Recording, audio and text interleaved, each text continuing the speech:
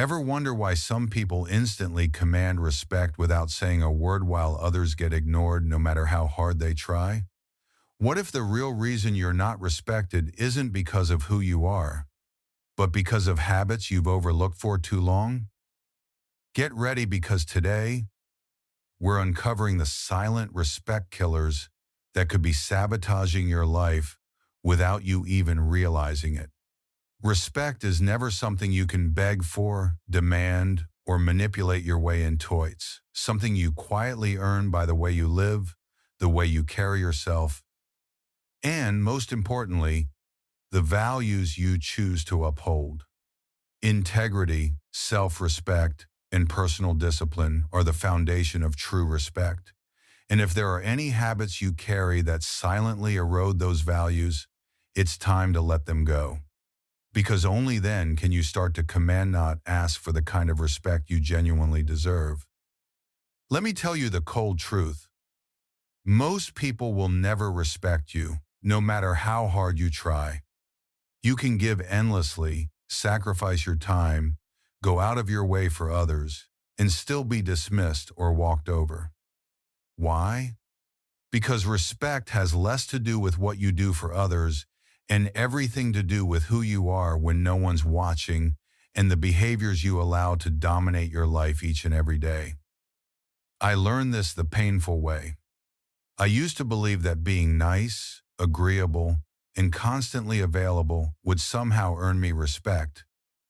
But instead of rising in people's eyes, I was slowly shrinking. The truth? I wasn't being respected. I was being used, overlooked, and underestimated. And it wasn't until I removed the habits that were sabotaging my own value that things began to shift. I remember constantly asking myself, why don't they take me seriously? Or, why am I always the afterthought? The answer came crashing down one day when I realized I had been carrying around invisible weight habits, like constantly explaining myself, always seeking approval, and worst of all, making excuses. The moment I started eliminating those habits, everything began to change. Not overnight, but steadily. The world started to reflect back what I finally believed about myself, that I was worthy of respect. And that brings us to the first habit that kills respect faster than almost anything else. Making excuses. Let's not sugarcoat it. Making excuses is the quickest way to ensure no one takes you seriously. We've all done it. You might think your excuse is justified. Maybe the traffic was awful. Maybe someone didn't do their part. Maybe life just happened. But here's the truth most people don't want to admit. Nobody cares. People don't reward your excuses. They respond to your results. I used to be the king of excuses. Always late, always explaining, always deflecting blame onto something outside myself. I thought that as long as my reasons were valid, I was in the clear. But over time, I noticed the change. Friends stopped relying on me. My boss quit trusting me with high-stakes tasks. Even my family started keeping quiet expectations. Why? Because my excuses, no matter how legitimate they seemed, painted me as unreliable. I was losing credibility, one excuse at a time. And eventually, I had to face it. I wasn't in control. Not of my time, not of my responsibilities, and certainly not of how people perceived me. The brutal truth? It didn't matter why I was late. What mattered was that I wasn't there. What mattered was the broken trust, the missed commitment, the pattern of unreliability. That was on me. And once I owned that, things started shifting. So here's the freeing yet harsh reality. The world doesn't owe you anything. People respect those who take ownership, not those who offer explanations. Respect isn't earned with apologies. It's built through consistency. That realization, how excuses kill your credibility, should still be echoing in your mind, because what comes next builds on that exact truth. Responsibility earns respect, while avoidance strips it away. Every time I defaulted to an excuse, I wasn't just explaining myself, I was quietly telling the world I didn't have control over my own life. And when someone finally asked me, bluntly, "Why didn't you leave earlier?" After I'd blamed traffic once again, it hit like a punch in the gut. No more dodging, no more blaming. That one question forced me to see how weak I sounded every time I passed the buck. Excuses are not just phrases, they are symptoms of a mindset that lives in constant victimhood. When you live in that space, always at the mercy of circumstances, you're telling yourself and everyone around you that you are powerless, and no one respects powerlessness. But the shift came when I dropped the stories, owned my faults, and embraced accountability. Suddenly, people began to trust me again, not because I became perfect, but because I became honest. That was my fault. I'll do better next time. Simple, clear, strong. Those words earned more respect than any perfectly crafted excuse ever could. People aren't looking for flawless behavior, they're looking for ownership. When you mess up and don't hide behind traffic or bad timing or someone else's failure, you show character. And character earns trust. Here's the unfiltered truth. If you keep lying to yourself, if you keep feeding the narrative that your failures are always external, you're creating a version of yourself no one can truly believe in. Real respect is built on consistency, honesty, and the courage to face your own reflection without flinching. So the next time you catch yourself about to throw out another excuse, pause, breathe. Ask yourself, is this helping me grow or just keeping me safe? Then choose growth. That momentary discomfort is the price of long-term respect, not just from others, but from yourself. Now let's talk about the second silent killer of respect, laziness. Let me be direct: if you're lazy, no one is going to respect you. And honestly, they shouldn't. That might sound brutal, but it's the reality we all need to hear. You could be the most talented person in the room, have endless potential, or even possess a brilliant mind, but if you don't show up, none of it matters. People don't admire what you could do, they admire what you actually do. Laziness is the ultimate waste of ability. I used to believe I could coast on raw talent, that doing just enough would be good enough because I was naturally smart. And to be fair, I did get by for a while, but something strange happened. People would acknowledge my intelligence but never rely on me. They'd say I was capable, but I never got handed leadership roles. I never got the hard assignments, and I was rarely respected beyond surface compliments. Why? Because laziness isn't about how smart you are, it's about how much effort you put in. And effort is where respect is born.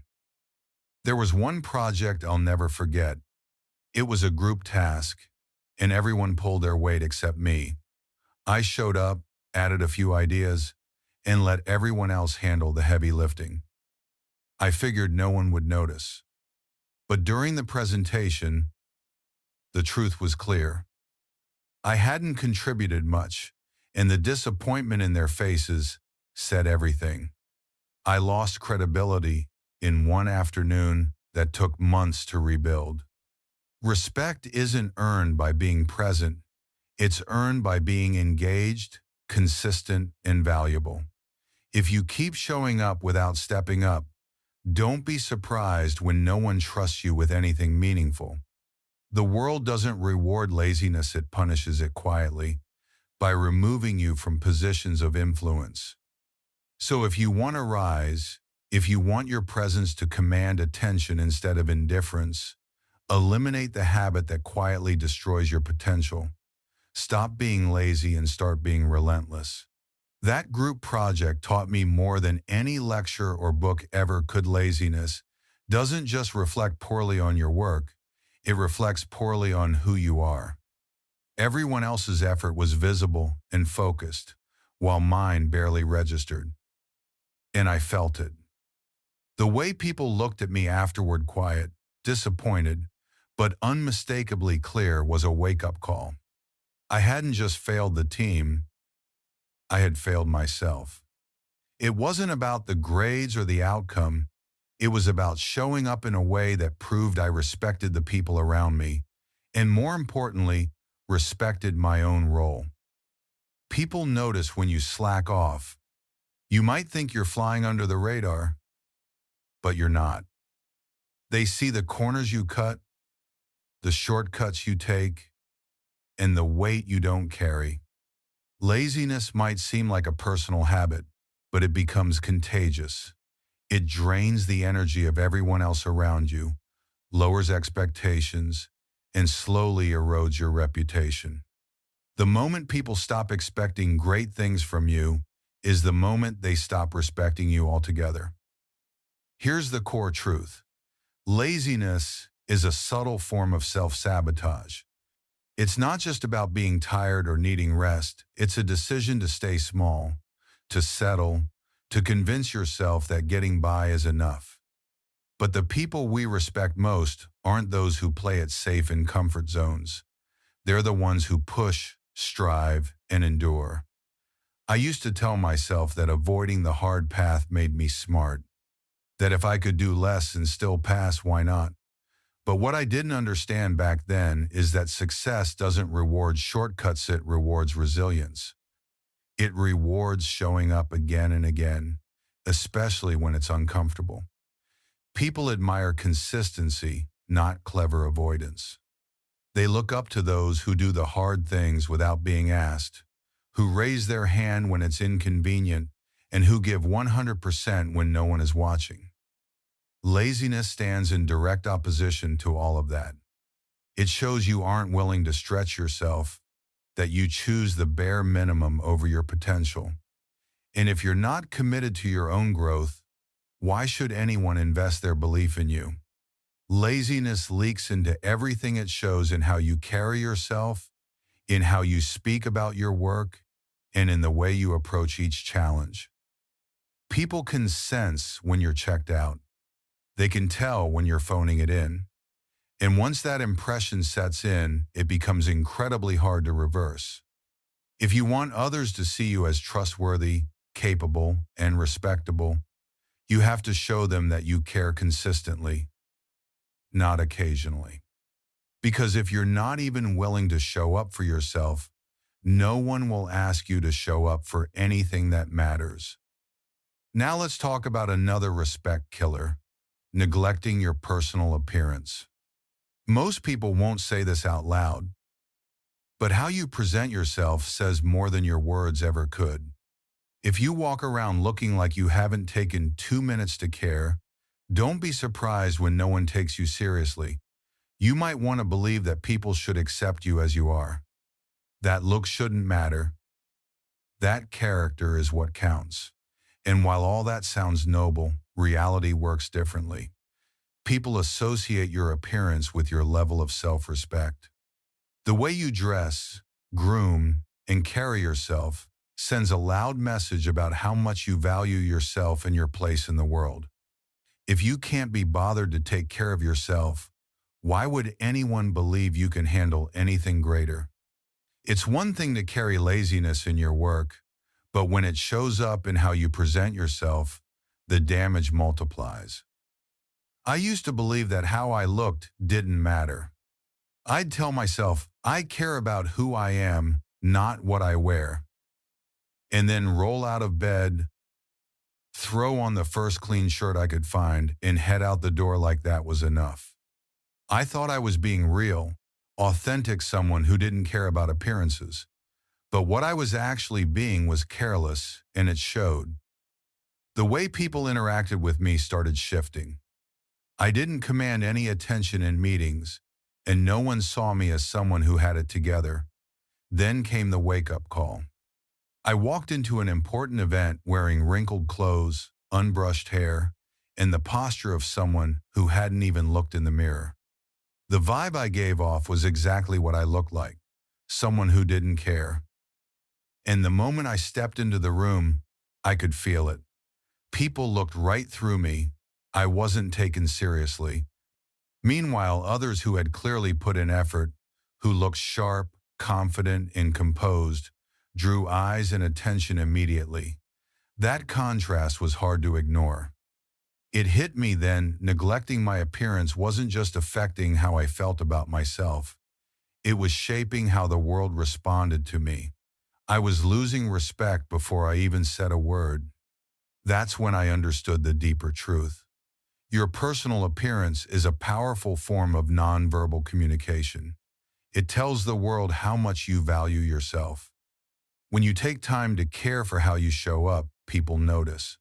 It doesn't mean you have to wear expensive brands or chase trends. It means you care enough to present yourself with intention. That intention speaks volumes. It says, I take myself seriously, and I take this moment seriously. Think about it. When someone walks in looking disheveled, unkempt, like they just rolled out of bed and didn't bother to check a mirror, what do you automatically think? Probably, they don't care.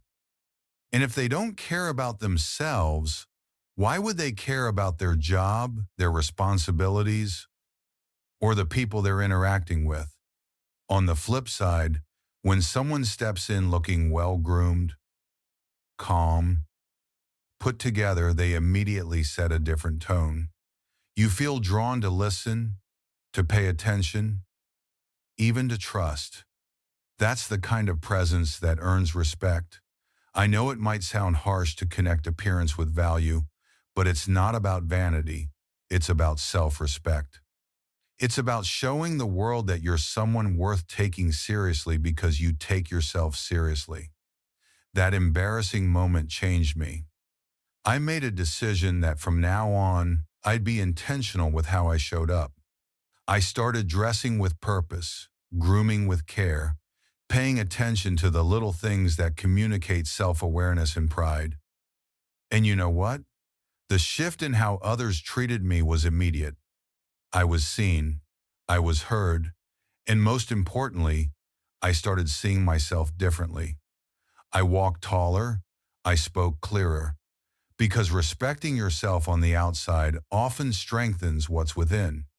Here's the truth. People will always make judgments, especially based on first impressions. That's not pessimism, it's human psychology. And the fastest way to sabotage a first impression is to look like you didn't try. So if you want to be respected, you have to look like someone who deserves it. Neglecting your appearance sends a message that you don't care. And if you don't care, why should anyone else? The bottom line is simple. How you present yourself matters more than you think. Respect doesn't just start with what you say. It starts with what people see. After realizing how deeply first impressions are shaped by how you present yourself, the next lesson hit just as hard. Respect isn't just about appearance, it's also about presence. And nothing damages your presence more than ignoring other people's boundaries. Taking care of how you look is one way to show self-discipline, but respecting space yours and others is how you show emotional maturity. Let's be real. If you constantly neglect your appearance, you're not just telling the world you don't care, you're telling yourself the same thing. And, over time, that message sinks in. But it doesn't stop there. The same principle applies when you overlook personal boundaries. You may think boundaries are flexible or even unnecessary, but they're not. Boundaries are sacred. They're the invisible lines people draw to protect their time, energy, emotions, and peace. When you step over them knowingly or not, you send a loud message. What you need doesn't matter to me. And once you send that message, respect vanishes fast. I used to believe that being heavily involved in someone's life was a sign of deep care. I thought checking in constantly, giving advice even when it wasn't asked for, and inserting myself into other people's problems made me a good friend or a supportive colleague. But in reality, I was suffocating them. I was crossing lines I didn't even know existed. I confused involvement with support and, in doing so, damaged relationships I cared about. One moment that sticks with me is when a close friend began pulling away. I couldn't understand why. I called her daily, texted her constantly, and made myself available 24/7. I thought I was helping, but what I was really doing was ignoring her boundaries. Then one day, she told me straight up, "I need space. It feels like you don't get that." That one sentence changed everything. It hit me like a brick wall. I finally understood. By not giving her room to breathe, I wasn't being supportive, I was being invasive. And because I didn't respect her need for space, she couldn't respect me either. That moment forced me to grow. I started learning that boundaries aren't cold walls meant to shut people out.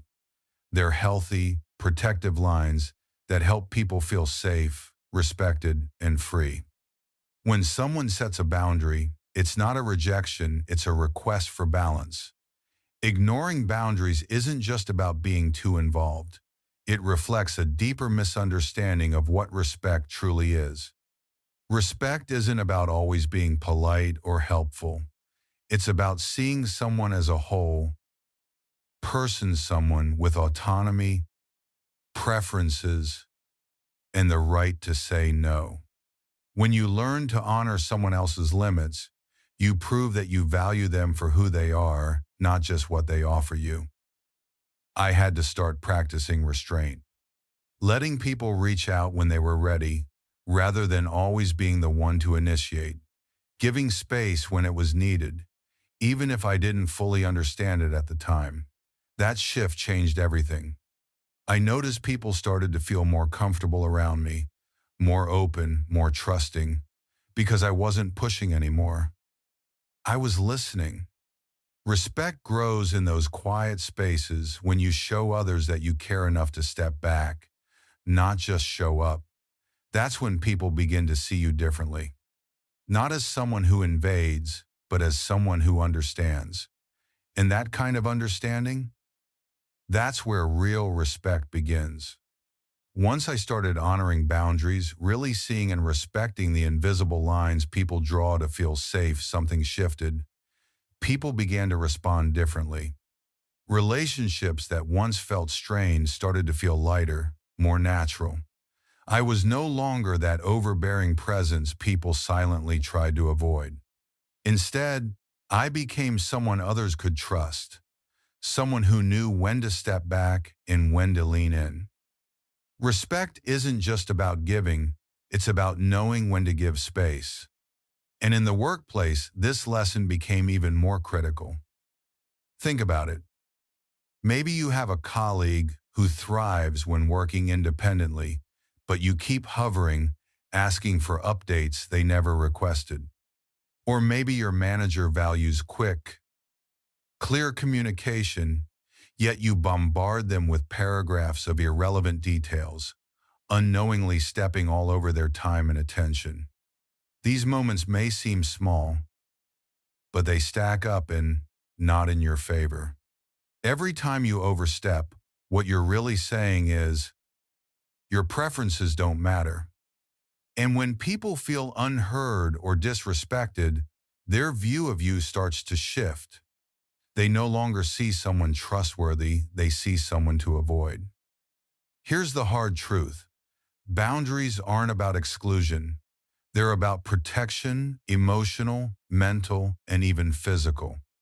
They keep relationships clean, respectful, and functional. When you ignore them, you're not just being inconsiderate.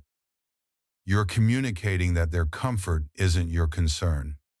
Over time, that attitude drains the trust right out of your connections.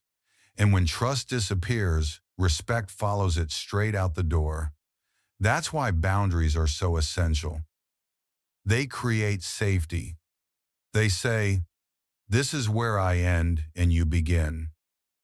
And when you honor that, you show maturity, empathy, and respect. Think of it this way. Every time you respect someone's boundary, you're making a deposit in the trust bank. Ignore those boundaries, and you're making a withdrawal you might not recover from. So start tuning in. Pay attention to when someone subtly pulls back or directly tells you they need space. Don't take it as rejection. See it as a test of your emotional intelligence.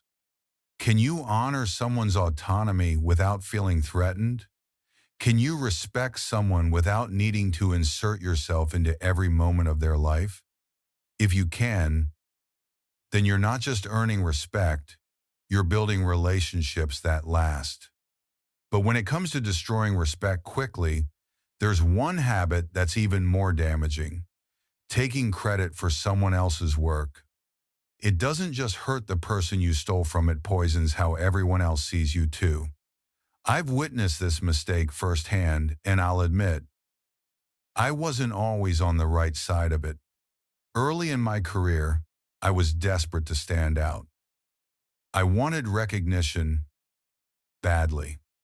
So during a team project, even though I did contribute, there was one colleague who clearly carried more weight than the rest of us.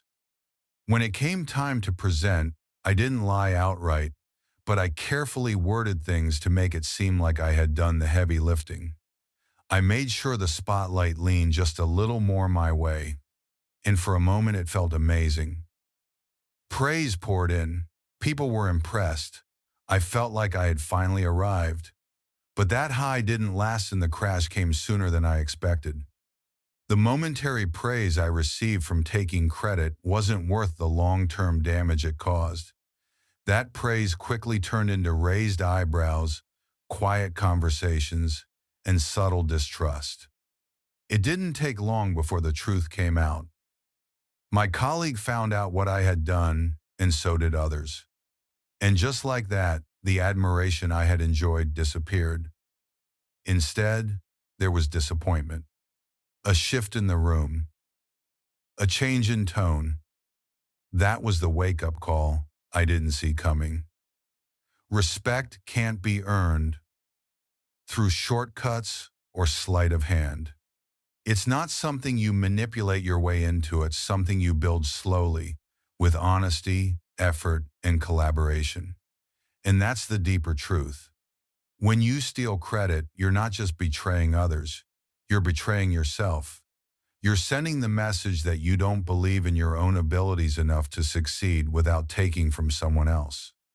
That's not confidence, that's insecurity wearing a mask. And people can spot it. When your reputation starts to revolve around cutting corners or hogging praise, the consequences are severe. Trust disappears. Colleagues become hesitant to work with you.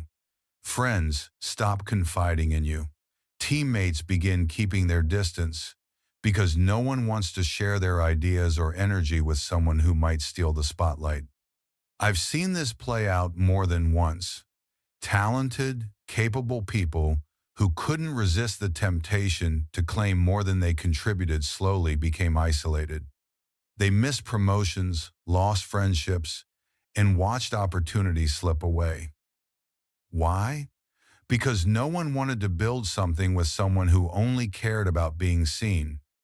Let's be clear, when you take credit for someone else's work, you're not just lifting yourself up, you're robbing them of the satisfaction they rightfully earned. That quiet joy of being acknowledged for what they poured their heart into, you've taken it from them. And that kind of betrayal runs deep. It stings in a way that lingers. You're not just stealing work, you're stealing trust, dignity, and motivation. In the long run, you're burning bridges that might have taken years to build. bridges that won't be rebuilt with an apology or explanation, because the damage is already done. Once people realize you prioritize your own image over fairness, they never look at you the same way again. The silence they meet you with isn't just cold, it's protective. They're shielding themselves from further betrayal. So, if you want long-term respect, the solution isn't hiding or shrinking back. If you've put in the effort, then claim it. Own it proudly. But also, be generous. Acknowledge those who stood beside you, who carried the weight with you, who made your success possible. Giving credit doesn't dilute your worth, it multiplies it. It shows you're secure enough to share the spotlight and wise enough to understand that success is rarely a solo achievement. People admire leaders who elevate others, not those who step on them to rise higher. That's the deep truth. Respect isn't about claiming all the glory, it's about how you handle it once it finds you. Share the win, and you'll find others standing with you. Hoard it, and you'll end up standing alone. Real success doesn't come from stepping over others, it comes from lifting them up. That's where we left off, and it's the perfect place to remind ourselves.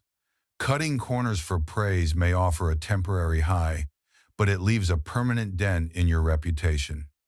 When your achievements are built on borrowed credit, they feel hollow, and eventually, the truth surfaces. You might think you're getting ahead, but in reality, you're digging a hole of distrust. Respect isn't earned through illusion, it's earned through fairness, honesty, and humility. If you've ever found yourself taking credit for something that wasn't entirely yours, the first step is to take ownership. Apologize. Give proper recognition. Let people know you see their value and that you're committed to making it right. That moment of humility will speak volumes about your character. And moving forward, make it your mission to always acknowledge contributions openly, celebrate others, shine a light on the people who made your success possible. Because integrity, more than charm, more than confidence, is the true foundation of respect. When you give credit generously and lead with sincerity, you stop chasing validation and start attracting genuine admiration. People respect those who build with others, not on top of them. So be the kind of person others can trust, not because you're flawless, but because you're real. That's the mark of a true Stoic. Now, if this message spoke to you, don't let it end here. Subscribe to this channel, like this video, and explore the full playlist, Stoic Wisdom, Mastering Emotions and Inner Strength. Keep growing, keep reflecting, and above all, keep walking the Stoic path, because real strength is quiet, grounded, and rooted in honor.